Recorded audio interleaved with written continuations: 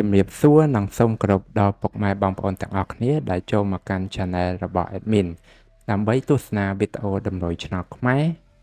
សម្រាប់ថ្ងៃទី12ខែ4ឆ្នាំ2025សម្រាប់វេលាម៉ោង1ម៉ោង3និងម៉ោង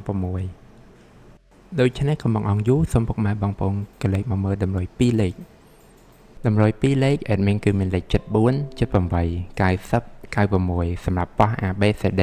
បន្តមកគឺខ្ទង់ O ខ្ទង់ O Admin គឺ O នៅខ្ទង់7ខ្ទង់9សម្រាប់ប៉ោះ ABCD ដូចគ្នាបន្តមកគឺលេខពិសេស Admin គឺមានលេខ577គុណ424គុណនិង236គុណដែលលេខទាំងអស់នេះសុទ្ធសឹងតែជាលេខដែលមានសង្ឃឹមថានឹងចេញខ្ពស់សម្រាប់ថ្ងៃនេះអរគុណពុកម៉ែបងប្អូនទាំងអស់គ្នាដែលបានទស្សនាវីដេអូនេះពីដើមរហូតដល់ចប់ក៏ជូនពរពុកម៉ែបងប្អូនទាំងអស់គ្នាធ្វើការសងសំណាននៅថ្ងៃថ្មីទទួលបាននូវការហេងឆ្នះចំទាំងអស់គ្នា